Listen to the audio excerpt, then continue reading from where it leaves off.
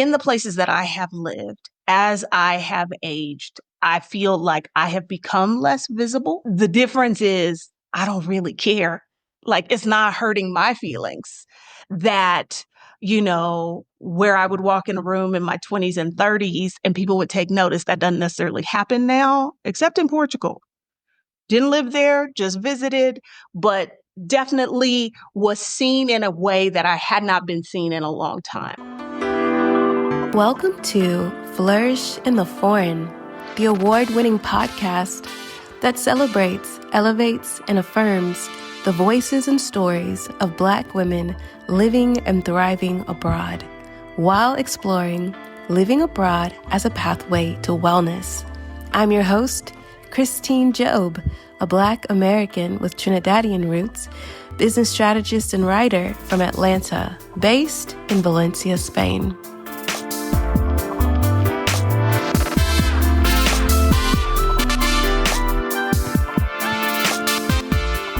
Hey everyone, welcome to Flourish in the Foreign.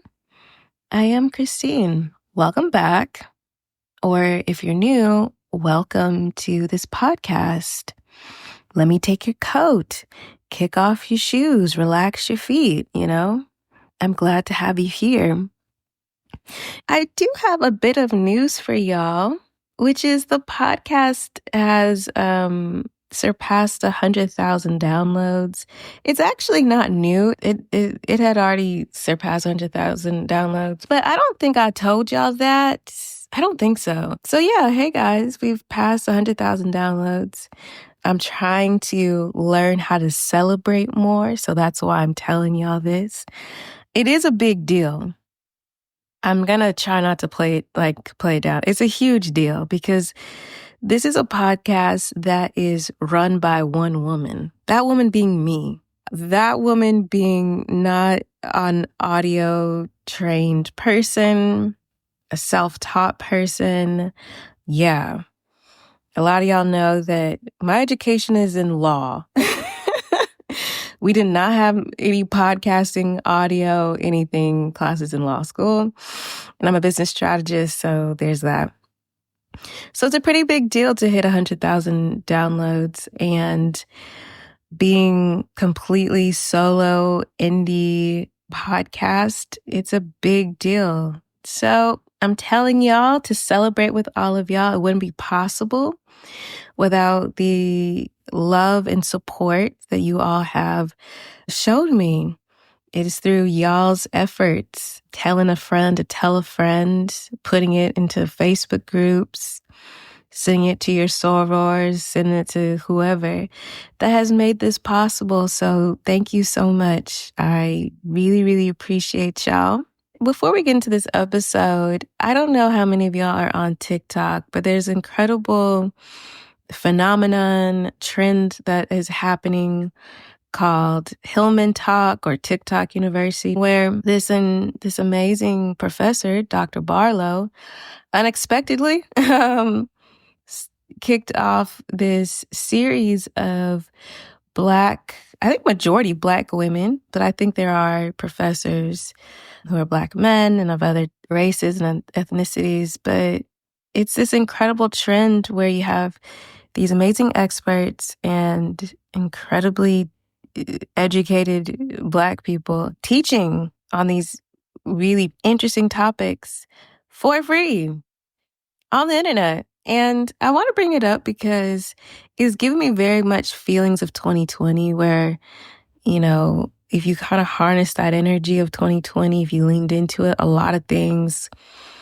kind of changed for you. Maybe you experienced exponential growth. I know I did. I launched this podcast in 2020 and,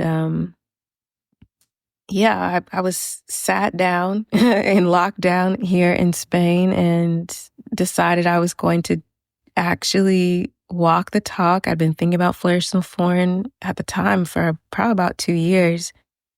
And I launched it, and it has changed everything. And I just feel like it feels very similar energy where you could learn something that you've always wanted to know. You can be in contact and develop and build community and professional network. That by the end of this semester, I suppose, Like your life could be different or it could be on a completely different trajectory. And so I just want to offer that to y'all. If you haven't heard of it, maybe you want to tap in. It just feels really fertile. Like it feels very fertile and lush. Feels very much like a portal to something. And so if you're feeling down about the state of the world, if you're not sure how you're going to make it and get abroad or something like that, it feels like this is where the opportunity is. So I just want to give y'all that, a little bit of encouragement. Also, I do want to shout out, because again, I never be celebrating and I never be telling y'all things, and I'm going to try to start telling y'all more things. But shout out to my business strategy client, Niam. If you're on the email list, you know that I shouted her out. I shouted her out probably across all platforms. She joined me in 2024 for the Soft Life, Soft Business Intensive. And then we've been working together one-on-one. And she was featured in Bloomberg last week. Yeah. Yeah. Which is really incredible. She's an incredible tech professional who is helping other tech professionals through career grief and burnout, career pivot. And it's just like such a soulful and impactful type of business. And I'm really proud of her. So if you haven't read about her in the email newsletter, please go ahead and do that. But I just wanted to bring her up just to celebrate her, but also for those of you who are interested in really leveraging your expertise into a viable, sustainable, impactful, soulful business, and a business that can perhaps be the foundation to your financial abundance to go abroad, get at me. Get at me. You guys know this is what I do. If you want to learn more about that, go to christinejob.com. All right. That's about it for me. Let's get into today's episode. Season 6, Episode 4. We're continuing with our limited series, which will most likely become an ongoing series at some point, on aging abroad. Today's guest is Adalia Aborisade. Adelia is a past podcast guest on this show. First time I had Adelia on the show was Season 1, Episode 4. Yes, we go back.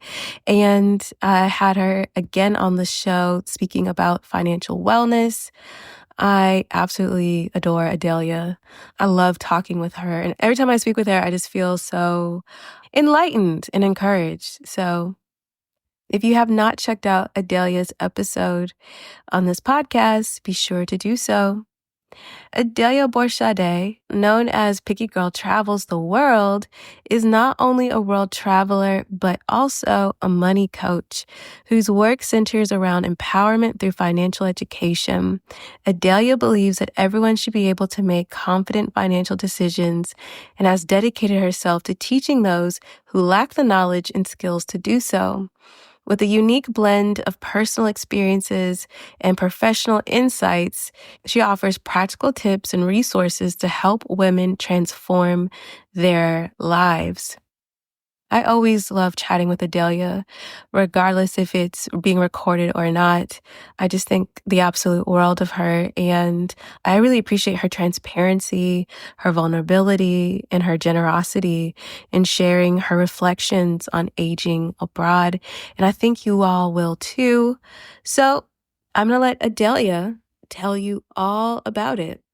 I'm Adalia Aborisade. I am currently in Mexico City, Mexico, and I am 49 years old. I have been here a total of 5 years. I'm making sure I'm doing the math right. But so when we spoke and I was living in China, I had already lived in Mexico City for a year. And then when I left China, I returned here. That wasn't necessarily my original plan to immediately return, but I always knew I'd be back here. And so what the pandemic did was eliminate my other options.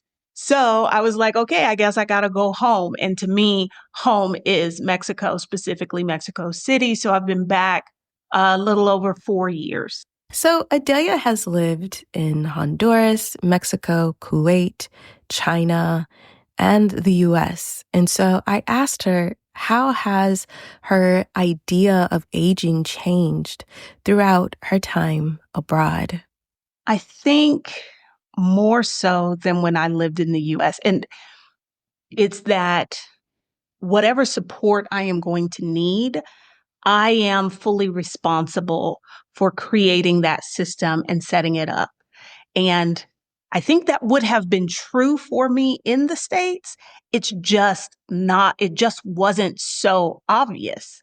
I think when we live in the US, there are certain assumptions we hold that we're not even aware of about what the system is going to do for us, what the government's going to do.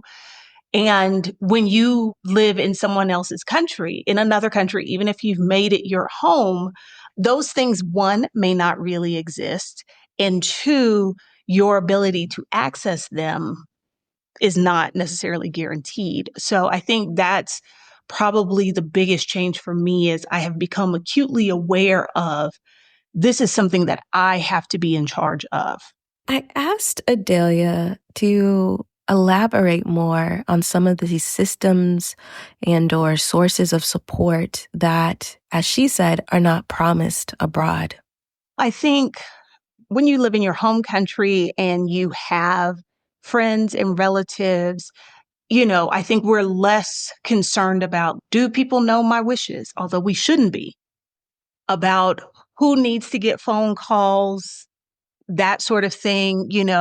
If I were to be hospitalized abroad, here in Mexico City, it's a little different than other places I was living because in those places, my community really were just the people I worked with.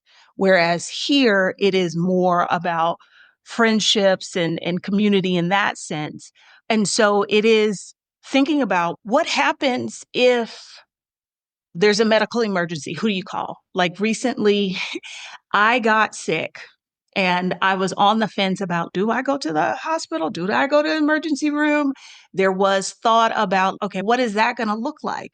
How do I have the appropriate medical Spanish? And ultimately, I ended up calling a doctor and he came to the house.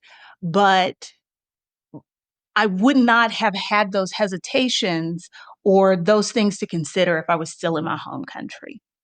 I have had to send the contacts and say, this is the person you should be contacting if something happens. And the reverse here, like I, for the longest, kept on the refrigerator when I lived alone. I have a roommate now, but when I lived alone, because I had these images of something happening and nobody really knowing, because when I moved back, we were in and out of lockdown here. And let's say it was my landlord. He doesn't know who my friends are in the city. He doesn't know who he's supposed to contact. So I had like a list on the refrigerator in English and in Spanish, Adelia's contacts with their phone number, their email address, and what their relationship to me was. Because what would that man do if he came looking for me, looking for rent, found me ill or deceased? He doesn't know who to call. All he knows is she's an American from Texas. So, as you all know, this podcast has always explored the intersection of migration, Blackness, womanhood, and wellness. And all of my guests have reflected upon how they are perceived and received in their Blackness, in their womanhood, in their nationality, religion. And I think I'd be remiss to not also include that beauty is part of that perception and reception, how you are perceived in relation to a culture's standard of beauty. And so I asked Adelia if she could reflect on beauty in relation to aging abroad. I think it has changed slightly, but I'm wondering if it's more a function of age and being almost 50.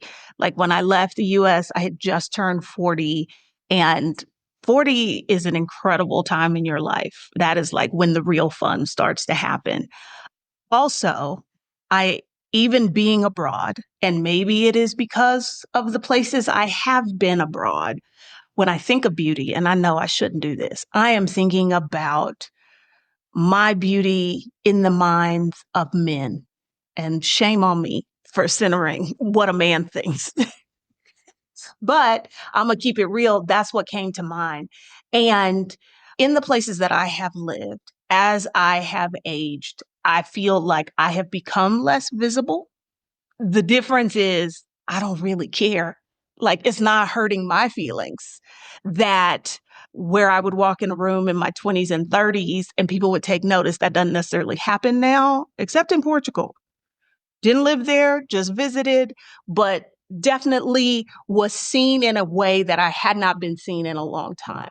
So that's one thing I noticed. But again, I don't really care, but I am observant of it because I think a lot of, I think beauty and age go together. And a lot of the things, wearing my hair a certain way, dyeing it or not. I had given up on dyeing my hair. I was like, we need to normalize women with gray hair. But a few years ago, I decided I wanted fuchsia hair. And so when I got that done, I also got my hair cut. I think that as a woman pushing 50, how people see my beauty has changed. But ultimately, I don't really care. It's like when I got a forearm tattoo a few years ago, I thought, okay, there goes, because I'm of a certain age where if you've got visible tattoos, then you can't get a nice job like that. So I was like, okay, this is it. Officially, I can no longer like work at a respectable job. So that's the way in which being abroad has been freeing for me. I have been able to examine, re examine almost every belief that I held because when you grow up in the US, there's particularly growing up in the US as a Black person, there are all of these edicts and rules about how you are supposed to look, how you are supposed to behave, what are the things you are supposed to be pursuing. And physically being outside the US, you can question those things there, but it is far easier to do that questioning and reexamination outside the US. Dating abroad in the midst of aging abroad. I mean, as we live life, we're always aging. But I think I prefer having the conversation of dating and relationships within the context of aging because I think it requires more nuance and more substance. And I enjoy that rather than people just giving like tips to navigate a dating app or making some broad brush statements about men from different countries or cultures and how much they do or do not like Black women. Yeah, I'm not really about that. And so I asked Adelia to share with me some insights about dating abroad as she has aged abroad. I think when I initially moved abroad, I was very open to dating because at that time in my life, I was open to dating. In January, I will have been divorced for 10 years. And as I have spent more and more time outside the US, I don't know that the dating culture might be a little different, but I don't know that the dynamic, particularly between men and women, is necessarily all that different. And one thing that I believe became more clear to me because I was outside the US is that I'm not particularly interested in dating. Like I thought I was. And what I wanted, and wouldn't turn my nose up at is some occasional companionship. But I have built a life that, and this is going to sound ugly, most of the men that I meet can't really compete with it or find space in my life that they would be comfortable with and that wouldn't like lessen the vibe that I've created. And this might be the part about being almost 50. Whereas if I was younger, I would work harder to find a man who added something to the game. And I'm just like, my life is great. Y'all just go over there and do what you're doing. If I come across a man that has enough on the ball and that hanging out with him doesn't lessen what I'm already doing, that's great. But I am not going out of my way to find that. And I think it is being outside of my home country and really being intentional about crafting the life that I wanted, surrounding myself with people that like there's a real connection with. This is also going to sound ugly. Like I'm less like looking for someone or something to complete me necessarily because I already got. I asked Adelia how she defines community now and how she has been able to cultivate communities in all of the places she has lived. When I lived in the States, when I lived in Texas, I don't think, one, I was not intentional. And that's not a good or bad thing. It's just the reality. A lot of the community, the connections, the friendships were developed based on proximity. We went to school together. We work together. We live in the same neighborhood. We go to the same yoga class, something like that. And there was a lot less of, is this person my kind of people? Whereas outside the US, that's where I start. I'm not going to fool with you at all if I'm already like, they're not my kind of people. I will smile, I will say hello, but I am not making any effort to develop anything further. And I think, again, part of it is age, part of it is the freedom that comes. And when I say freedom, I mean just you get to release yourself from all of the expectations and rules that you lived under before, and you get to define those. That freedom gives me the space to start there. And I have said on more than one occasion, the women that I have met since I have been living abroad, just incredible women. And if I'm honest, the caliber of these women are not necessarily people I was in circles with when I lived in the US. I think part of that is to move abroad on your own and to be open to living and immersing yourself in another culture. Only certain people do that. So we're already starting from a similar place. And it becomes a lot easier to see whether or not these are your people or not. So, y'all know, and if you don't know, welcome. A big part of Flourish in the Foreign, the brand, and everything is about moving abroad with intention. I didn't move abroad with intention, which is why I stress it to everyone else. Don't be like me. Be better, okay? And so I asked Adelia, who has been abroad for 8 years, if she moved abroad with intention, and if not, how she course corrected, we'll say. I was not at the very beginning.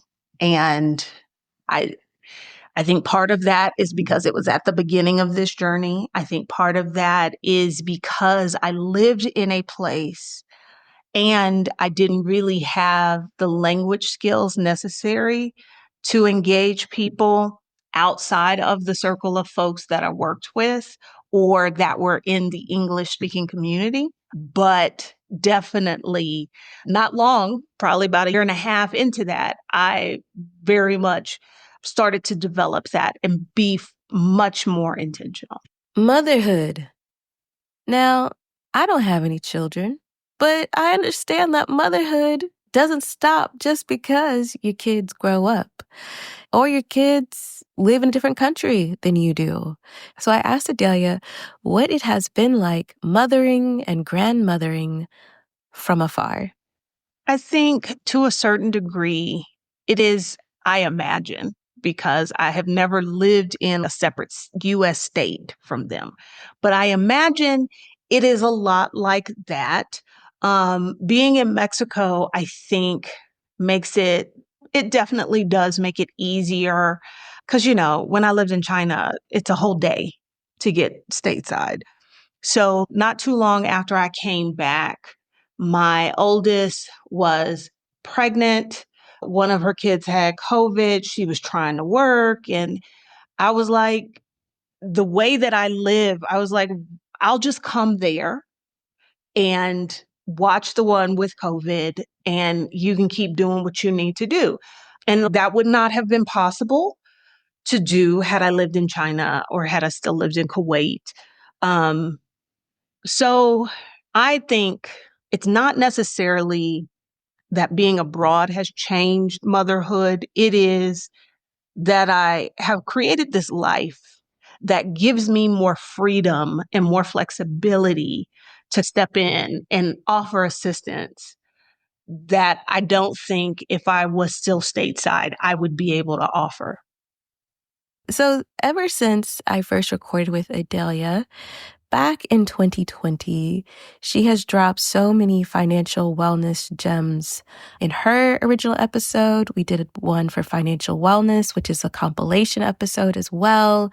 And so I had to ask her thoughts on financial wellness and aging abroad. I think I define financial wellness abroad. For me, wellness implies that you're not avoiding the issue, your numbers, where you stand. Um, what you were saying before about like not having thought about it. I don't think people in the States think about aging and what that means. On a good day, they're not thinking about that. And again, there's certain assumptions, whether those assumptions bear out or not, that we have about what aging will look like if we stay in our home country, that when you are somewhere else, they completely go away. And so I think if you are going to be financially well, you have to be in touch with your finances, for lack of a better word, and know your money, know your numbers, understand where it is, what it is doing, what do you need it to do? And being in a place that if you don't have you don't have those answers, being open to getting them. Like you can't be financially well and you don't ever want to you don't want to open the bank statement. You keep saying, oh, yeah, I'm going to open that brokerage account, but you never, ever do it. I don't think you can be financially well because you're still avoiding the issue. You're still not dealing with the issue. I think ultimately we have to rethink how we think about work and what we think about retirement. Because when you're 20, retirement is some pipe dream in the future, something old people do. And I think the system is designed to make us think that way, to keep us working.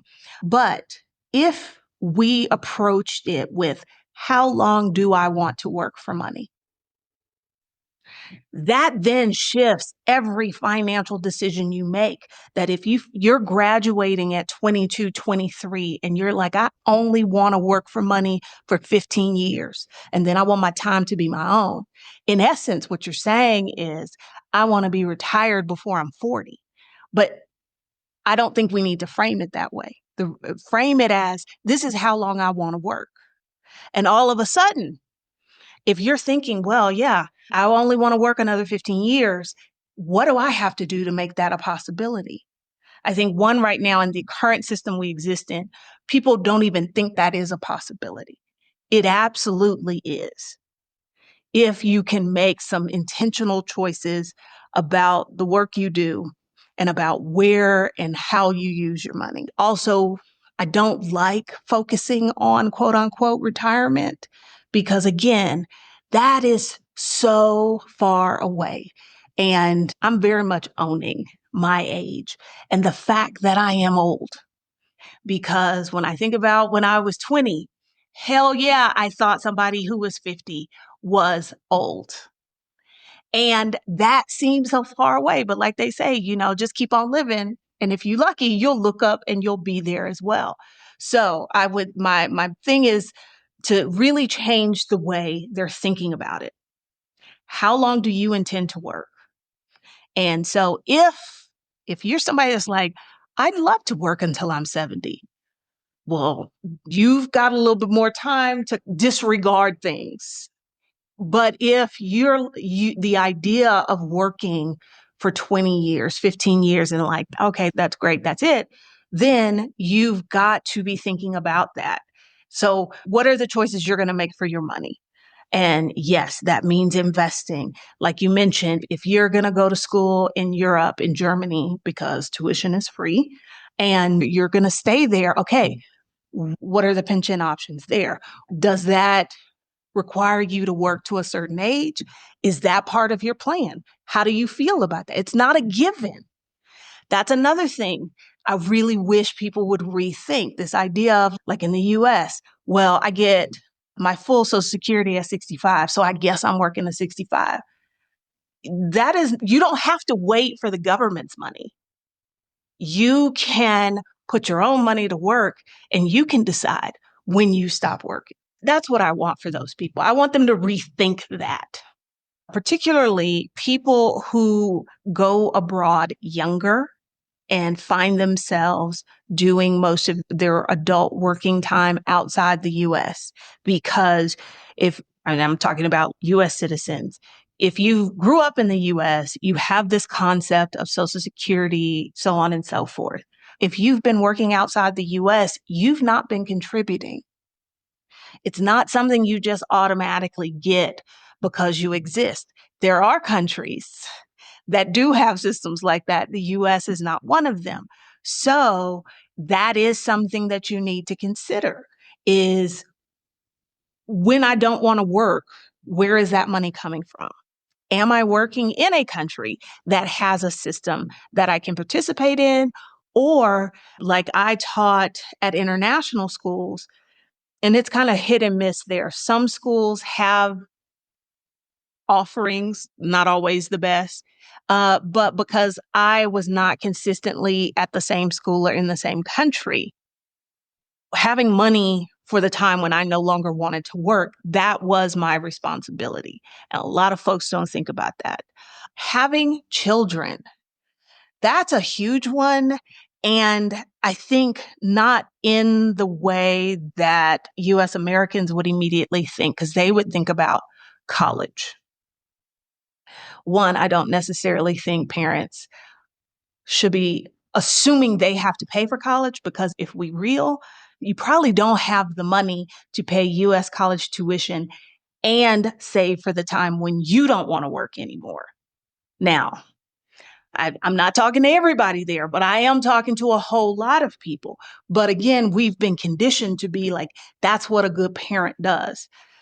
I would argue a good parent makes sure that they can take care of themselves when they no longer work so that they're not a burden on their children. Your kids have a much longer runway, and there are other ways to pay for education.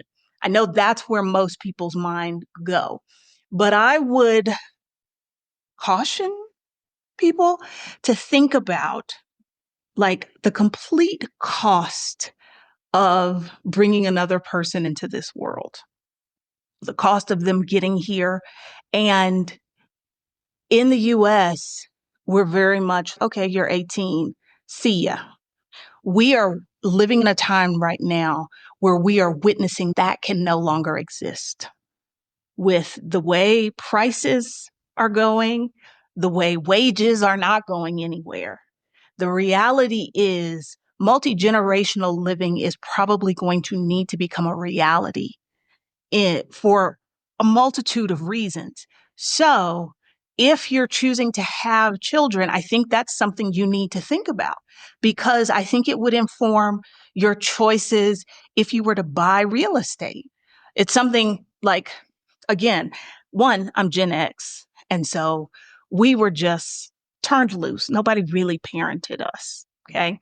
And so a lot of us in turn parented the same way, was like, oh, you 18, you out of here. I look at my kids now and I'm thinking, and I will say that this has come from me being outside the US and being exposed to cultures where multi-generational living works in a way that I didn't really understand.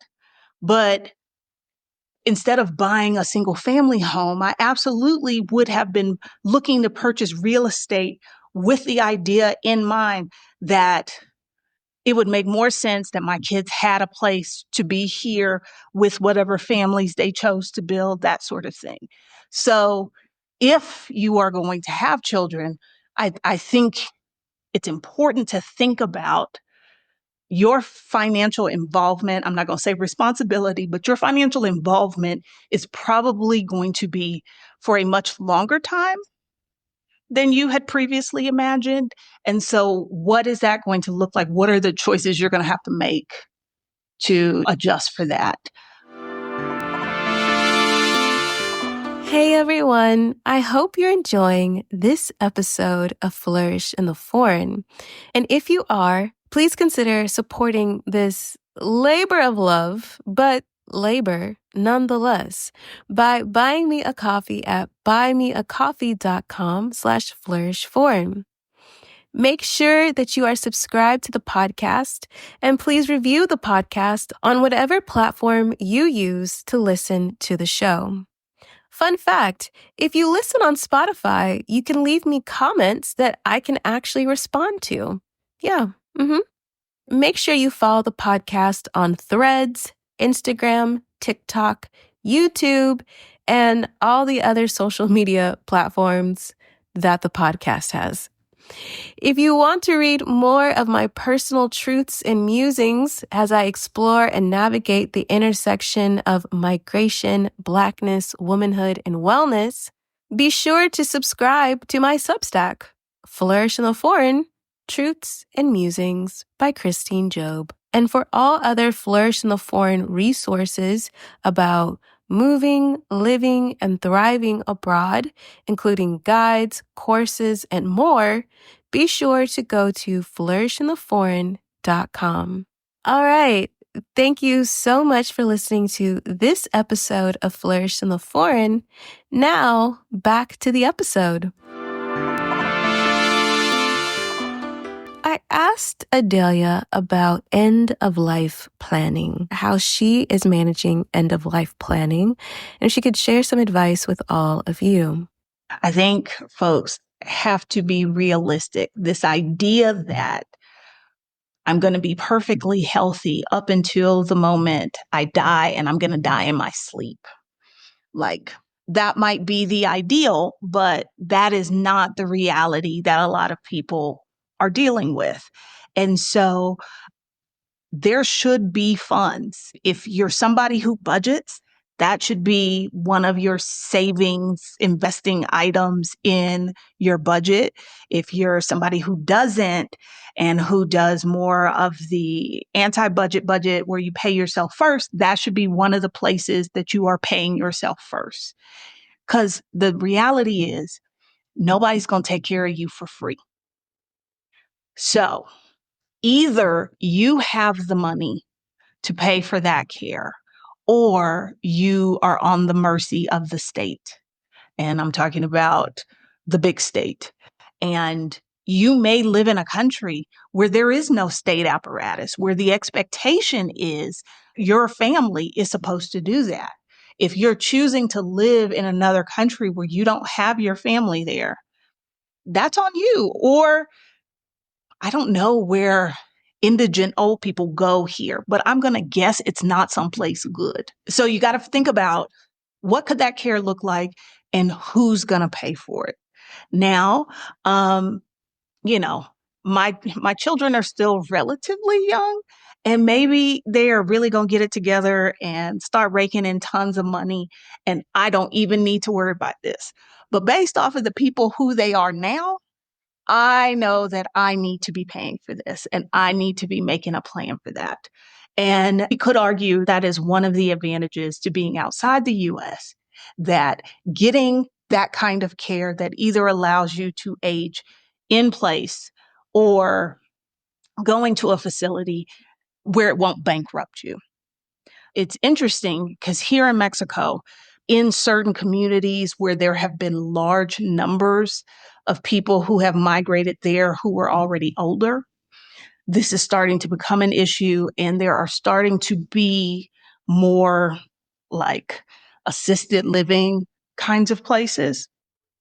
And as somebody who had to figure out how to pay for their mother's nursing home, I feel like that kind of scarred me because we just know nursing homes are expensive, but we don't talk about like the real numbers. And if you want your mama to be in some place that's nice, you're probably looking at $8,000-9,000 a month. And in your everyday life, do you have 8 or 9 grand laying around? I mean, my mom went to a fairly nice place that had a few Medicaid spots, but that was still $4,000. And this was in 2007. So, and so that's what I mean. Like we talk about, oh, okay, they might have to go to a home or they might have to somebody come in, but we never really get into those numbers. I'm very big on knowing the numbers because you can't effectively plan, you can't effectively create a plan if you don't know how much something could possibly cost. Now, if you're fortunate and there are multiple siblings, multiple family members, it might be an issue of splitting that cost among several people. I was the only one. I was a young teacher with minor children at home, and I did not have an extra $4,000. And my mother did not plan for her aging.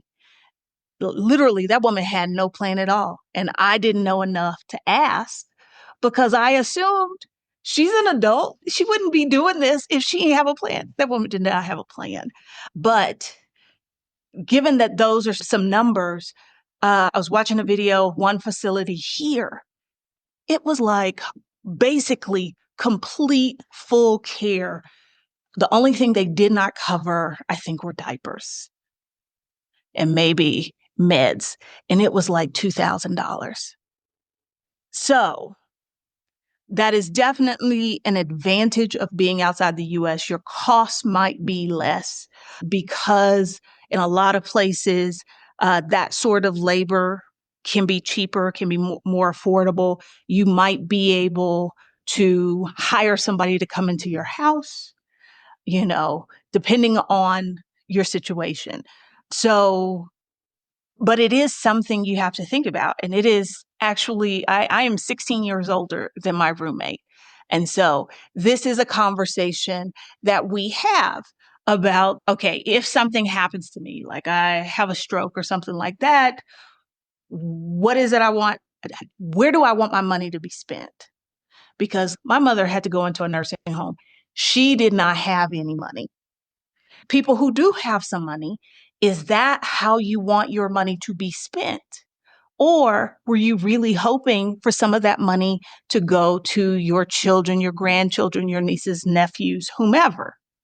Because again, there are very few places where caring for you as you age, they're going to do that for free. So somebody's got to pay for it. And if you don't have the money to pay for it, it's figuring out, do I live in a place where it's either affordable or there's some kind of government program, or it's about having a conversation with your loved ones so that they understand the situation. Because I did not get to benefit from that. I just got blindsided. I asked Adelia if she has any programs or services or even videos around this topic specifically, because I want to watch them. And I know a lot of y'all would like to watch them, regardless as to how urgent or pressing it may seem. And this is what she shared. I am working on something if I can get myself together, because you and I have talked before. This has always been something on my mind. And very, very recently, a friend here had a medical incident that could have been the end of her living independently. And it just so happens that where it happened, the doctor who was around, like everything went right. But it really got me to thinking, like, if that had happened here and I'm kind of like the responsible one in the group, what would I have done? Who would I have called? You know, what have you? So that has reminded me, like, girl, you need to get off of it and go ahead and put these things together. So hopefully by January 2025. As many of you know, I live in Valencia, Spain, and back in October 2024, we had catastrophic flooding in the region. And I'm very blessed to say that me and my friends were not affected, but so many people here in the community were. It is quite devastating. It'll take a long time to recover. And I'm really grateful that I had a lot of people reach out to me during this natural disaster. And so Adelia actually shared with me the natural disaster she went through. And so now we're talking about dealing with natural disaster abroad. Put that on your checklist. My very first year living here in Mexico City, I wasn't here 2 whole months. The September 19th quake in 2017, 34 years to the day of the big quake in 85. And I had just moved into my own apartment out of Airbnbs like 3 days before that. And so I'm walking across the city because, of course, traffic is a mess, transit isn't running. Mexico City was built on a lake. And if you are in the lake bed, quakes, depending on the type of quake, tend to be worse. I was living in the lake bed, like a little bit over from where the center of Tenochtitlan used to be. So I'm thinking, like, I may get there and the building may not be standing. I am passing through some of the more, I guess, well-known areas like Roma, Condesa, and there are collapsed buildings. There were people who got out and the building is still technically there, but they're not allowed to ever go back in it, and all their stuff is in it. So I had that realization of, like, okay, so what is your plan? Because some people, like Mexicans, love insurance. They sell insurance for everything now. My question was, does this insurance really pay out? But they will sell you insurance on your bank account, on your credit card, literally anything. And so I had to ask myself some questions like, okay, are you going to pursue renter's insurance or not? And so I, at that point, made my peace with whatever stuff I have, I'm okay with losing all of it. But that was a choice that I made. And that was after giving it some thought and consideration, I was like, okay, this is what my plan is. This is where I go to regroup. And then I move on to the next place or what have you. That experience is probably, it's one of the top two reasons of why I don't own property here. And my aging abroad and knowing who my children are is the other reason I don't own property here, because my children are not me. I had to come to that realization. If my parent died and left me a property in another country, I'm going to go see about getting the title transferred, determining whether or not it is something I want to live in, rent, or sell. My children, I assume, based off of what I know about them thus far, I've known them their whole lives, would probably just not do anything, and it would end up reverting to the state. and all of the money that I put into it would be for naught.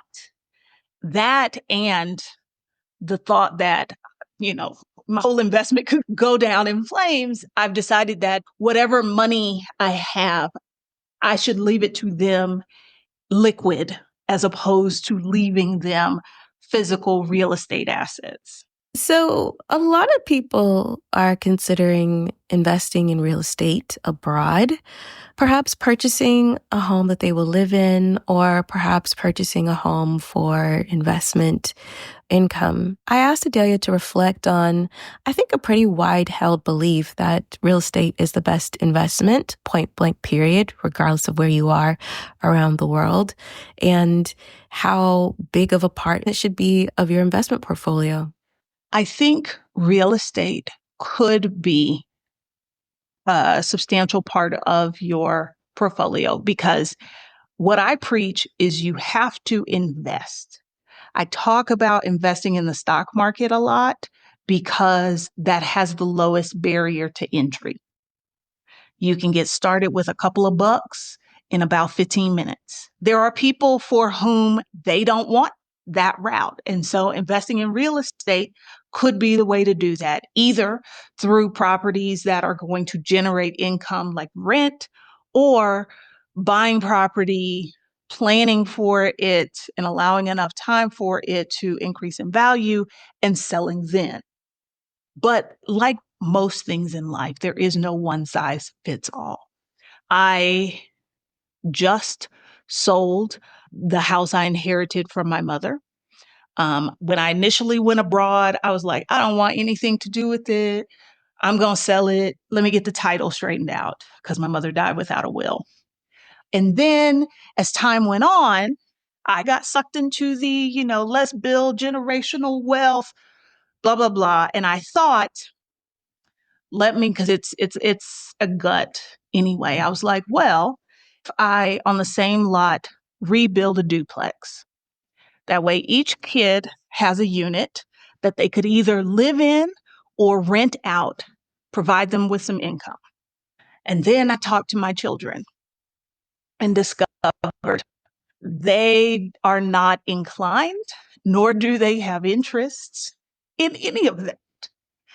Could I have gone ahead and done it and it would have given me a place that when I visit the US, I have my own place to stay?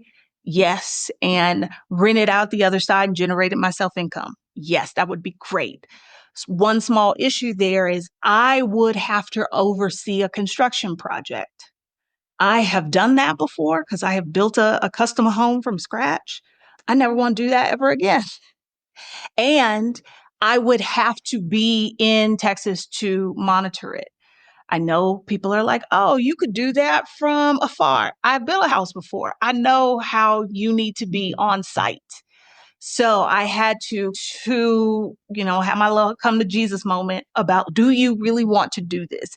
Is the potential of it generating income, do you care enough about it? And I did not. So I made the decision to put it on the market. It should be closing a little later this month. And there are people who will hear me say that and be like, oh my gosh, that is so stupid.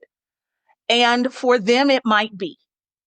But for me, the amount of dread I had in managing a construction project and tying my money up in it wasn't worth it to me. So I think that might be the bigger message, that all of these people are out here telling you you need an LLC and you need this and you need that. That may be. But if you're not really feeling it, if it doesn't align with your values and the things that are important to you, you don't have to do it. Now, I just interviewed somebody Friday who she is in her 60s. She is a part-time nomad. Her house she kept, it is being rented out. She's got a duplex. Part is being rented out to a long-term tenant. Part is on Airbnb. She loves it. That was not the right answer for me. So it can be a good option, but you have to really understand who you are and what your values are. Softness, soft life, Black girl soft life. I asked Adelia, what does softness and a soft life look for her now in this stage of life? Oh, it is very important. And managing a construction project from another country does not scream soft life to me. For me, my soft life has me working as little as possible. And I don't do things I don't want to do. If it is not a hell yes, then I'm questioning, why am I doing this? And there may be people who hear that and they're like, that's not real. You can't live life that way. Yes, you can. I have been living my life this way in some shape or another for the last 9 years. And again, it will look different than somebody else's. But for me, I did the hard life thing. I did that. I'm not trying to hustle. I am not trying to be where my time is controlled by other people or other things. I started Spanish classes at the university 2 weeks ago, and it hit me that it has been more than 4 years where I had to leave my house every day and be somewhere. And let me tell you, I don't like this. My grand plans of taking another session of Spanish classes come January, I don't know that that's going to happen because I got real issue with not being able to take my time in the mornings and having to be someplace at a specific time every day. So yeah, that's what my soft life looks like. I asked Adelia to share some final thoughts and advice about aging well abroad. I think that aging abroad, because I think of end of life quite a bit. And I don't want people thinking that I have this dream to live abroad and I can only do it up until a certain point, and then I must return to my home country for my end of life.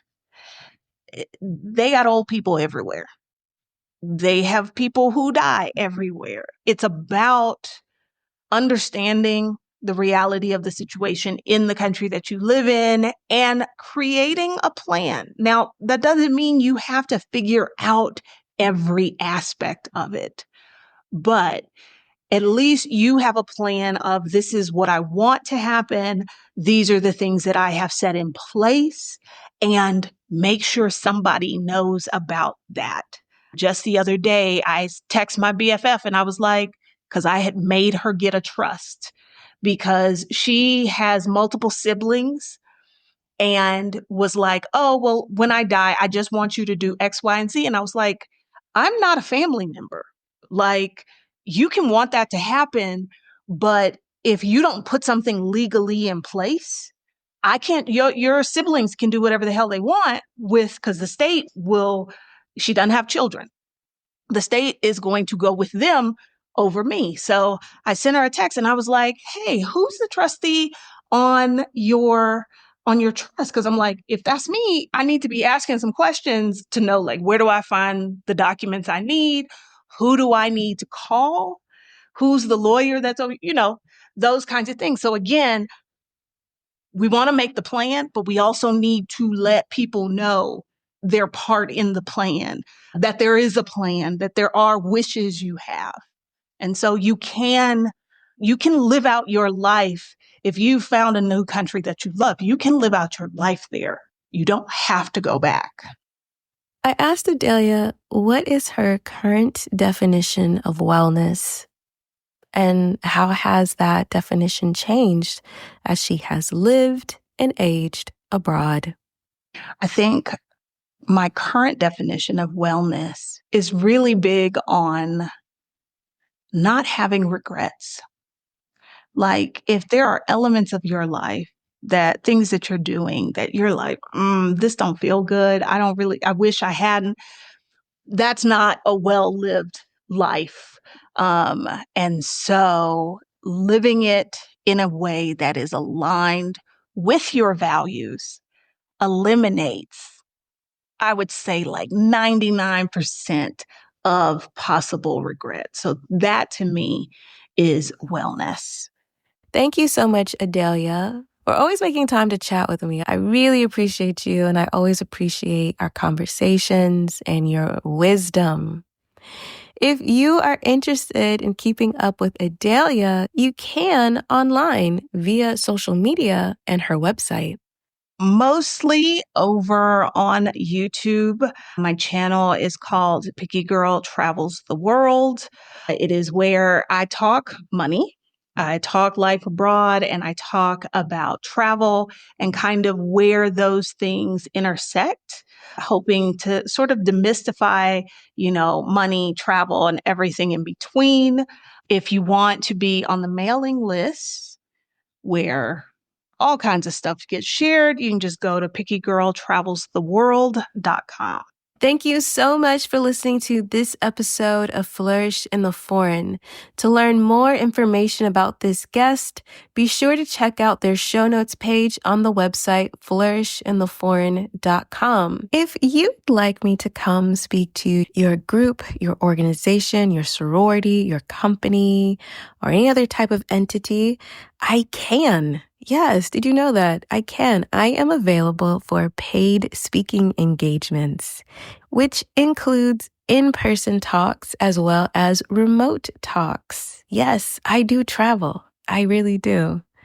If you're interested in booking me for an in-person or remote paid speaking engagement, you can find my media kit, my speaker page, and all booking information on the website flourishintheforeign.com, also on my personal website, christinejob.com, and in the description of this here episode. If you'd like to delve deep into my personal thoughts about life abroad, be sure to subscribe to my Substack, Flourish in the Foreign, Truths and Musings. If you enjoy this solo indie Black woman podcast, be sure to support this podcast by buying me a coffee at buymeacoffee.com/flourishforeign. You can also support the podcast by subscribing to the podcast, leaving a review of the podcast, and of course, sharing the podcast. For resources like the Move Abroad with Intention guide and course, be sure to check the links in the description of this episode and the website flourishintheforeign.com. To learn more about me, Christine Job, my work as a business strategist, and all my resources about business strategy, building a business, and more, check out the links in the description of this episode and go to christinejob.com. Big thanks to all of you, my lovely listeners who have kept this podcast going strong for 6 seasons. Thank you all so much. I love you and I appreciate you. And thanks to Zachary Higgs for producing the music for this here podcast. Remember, it is not about moving abroad. It's not about being abroad. It's about thriving abroad. It's about flourishing abroad. So go abroad and cultivate a life well lived. See you next time. Bye. In the next episode of Flourish in the Foreign. I foresaw a day when the U.S. currency would not be the dominant currency. I saw that. Remember, I was an early adopter of crypto because I was in Asia, and Asia is always a more speculative market. Did I think we'd be talking about it this soon? No. Now, I always believe in a multi-currency approach, meaning I believe in always having currencies on hand.